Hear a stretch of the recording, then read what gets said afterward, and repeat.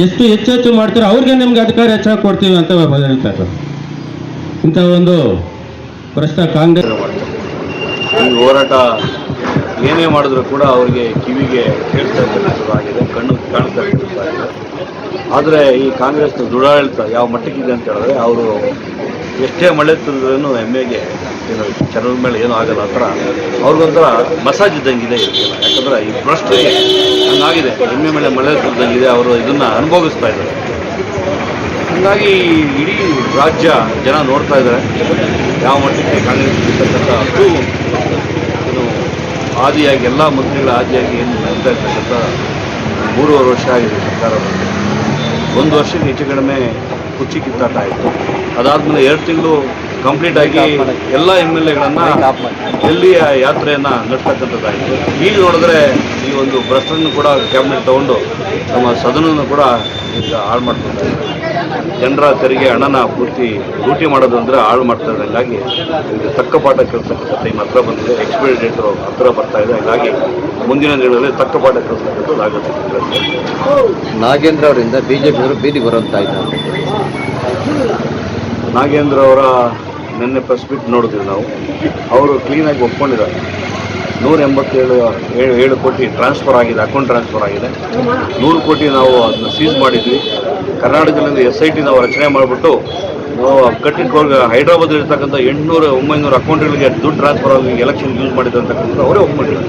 ಭ್ರಷ್ಟಾಚಾರ ಆಗಿರ್ತಕ್ಕಂಥದ್ದು ಒಪ್ಕೊಂಡಿದ್ದಾರೆ. ಆದ್ರೂ ಕೂಡ ಇವರಿಗೆ ನಾಲ್ಕಕ್ಕೆ ಮಾನ ಮರ್ಯಾದೆ ಏನು ಇಳಿದಿರ ಭ್ರಷ್ಟಾದ್ರೂ ವಿರೋಧ ಹಿಂಗೆ ಕಾಂಗ್ರೆಸ್ನವರು ಅಂತಕ್ಕಂಥದ್ದು ತೋರಿಸ್ತಾ ಇದ್ದಾರೆ. ಇದು ಮಾಡ್ತಕ್ಕಂಥದ್ದು ಸರಿ ಇಲ್ಲ. ಬೇಗ ಇದು ರಾಜೀನಾಮೆ ಕೊಟ್ಟು ಉಳಿದು ಉಗ್ರವಾದ ಹೋರಾಟ ಮಾಡಬೇಕಾಗುತ್ತೆ. ಈಗ ಒಳ್ಳೆ ಮಾತನ್ನು ಹೇಳ್ತಾ ಇದ್ವಿ. ಹೋರಾಟ ಉಗ್ರವಾಗಿ ಗ್ಯಾರಂಟಿ ಆಗುತ್ತೆ. 1, 2, 3 ಮುಖ್ಯಮಂತ್ರಿ ಫೋಟೋ ಹಂಗಾಗಿ ಫೋಟೋನ ಹಂಚ್ಕೊಂಡಿದ್ದಾರೆ. ಭಾಗ ಇಟ್ಕೊಂಡಿದ್ದಾರೆ ಕರ್ನಾಟಕದ ಕಾಂಗ್ರೆಸ್ ಇರತಕ್ಕಂಥ ನಾಯಕರು. ಹಂಗಾಗಿ ಮುಂಬರುವ ದಿನಗಳಲ್ಲಿ ತೀಕ್ಷ್ಣವಾಗಿ ನಾವು ತಗೊಂಡು ಇದನ್ನು ಹೋರಾಟ ಮಾಡ್ತೀವಿ, ರಾಜೀನಾಮೆ ಕೊಡ್ತೀವಿ. ನಿಮ್ಮ ಹೋರಾಟಕ್ಕೆ ಮಡಿತರ ಅಂತ ನಂಬಿಕೆ ಯಾವುದೇ ಕಾರಣಕ್ಕೆ ರಾಜೀನಾಮೆ ಕೊಡೋದು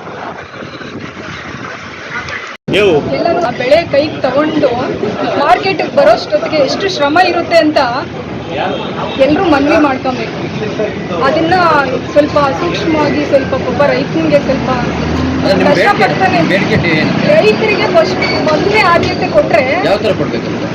ಈ ಬಿತ್ತನೆ ಹಾಕೋ ತನ್ನಿಂದ, ಈ ಬೆಳೆ ಬೆಳೆಯೋ ತನ್ನಿಂದ, ಈ ಬಿತ್ತನೆ ಬೀಜ ಆಗಲಿ, ಒಂದು ಗೊಬ್ಬರ ಆಗಲಿ, ಅದಕ್ಕೆ ಒಂದು ಮೆಡಿಷನ್ ಆಗಲಿ, ಅದಕ್ಕೆ ಲಾಗೋಡು ಬರುವಂಥ ಲಾಗೋಡುಗಳಾಗಲಿ, ಅದನ್ನು ತಂದು ಮಾರ್ಕೆಟಿಗೆ ಮಾರೋ ತನ್ನಿಂದ ಈ ಸ್ವಂತ ಇದು ಬೆಳೆ ಬೆಳೀತಾನಲ್ಲ, ಸ್ವಂತ ರೈತರಿಗೆ ಇದು ಮಾಡಬೇಕು ಅನ್ನೋದು ಒಂದು ಕಲ್ಪನಾ ಅಂತ.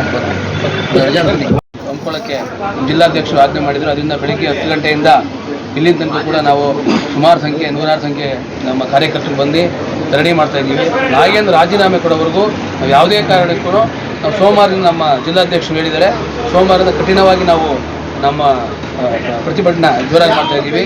ಇವಾಗ ನಾವು ಏನು ನಾಳೆ ನಾಡಿದ್ದು 3 ದಿನ ರಜೆ ಇರೋದ್ರಿಂದ ನಾವು ಮತ್ತೆ ಸೋಮವಾರದಿಂದ ಮತ್ತೆ ಸ್ಟಾರ್ಟ್ ಮಾಡ್ತೀವಿ. ಗೌರ್ಮೆಂಟ್ ನಾಗೇಂದ್ರ ಯಾವುದೇ ಕಾರಣಕ್ಕೂ ನಾನು ದಲಿತ ಅಂತ ಹೇಳ್ತಾನೆ. ಮಿಕ್ಕಿದ ದಲಿತರು ಎಷ್ಟು ಜನ ಇದ್ದಾರೆ? ದಲಿತರಿಲ್ಲ ಪಾಪ, ಅವರು ಕೊಡಲಿ.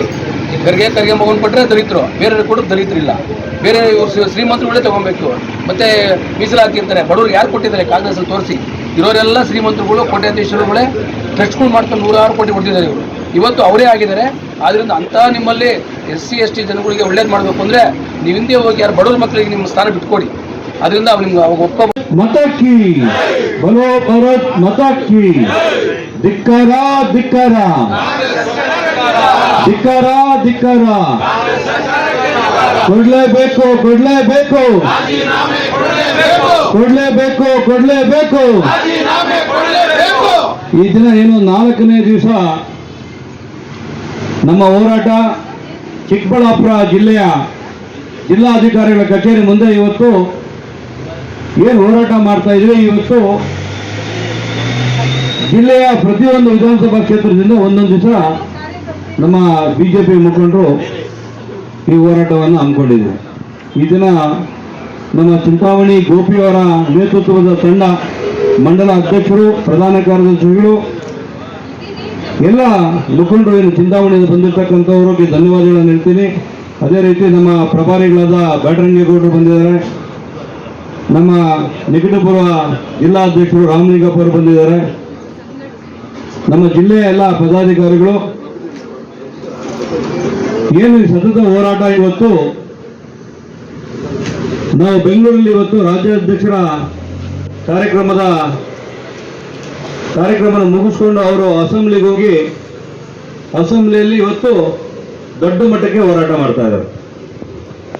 ನಾವು ಕೂಡ ಇವತ್ತು ಜಿಲ್ಲಾ ಕಚೇರಿ ಮುಂದೆ ಇವತ್ತು ಏನು ತೀರ್ಮಾನ ಮಾಡ್ತಾ ಇದೀವಿ ಅಂದ್ರೆ, ನಮ್ಮ ಹೋರಾಟವನ್ನ ಚಿಕ್ಕದಾಗಿ ನಡೆದ್ರೆ ಇವರು ಮಾತು ಕೇಳಲ್ಲ ಅಂತ ತೀರ್ಮಾನ ಆಗಿದೆ. ಹಂಗಾಗಿ ದೊಡ್ಡ ಮಟ್ಟಕ್ಕೆ ಹೋರಾಟನ ಬೆಂಗಳೂರಿನಲ್ಲೇ ಹಮ್ಮಿಕೊಳ್ತಕ್ಕಂಥ ಏನು ವ್ಯವಸ್ಥೆ ನಡೀತಾ ಇದೆ. ರಾಜೀನಾಮೆ ಕೊಡೋರು ಹೋರಾಟ ಮಾಡಬೇಕಂತ ತೀರ್ಮಾನ ಆಗ್ತಾ ಇದೆ.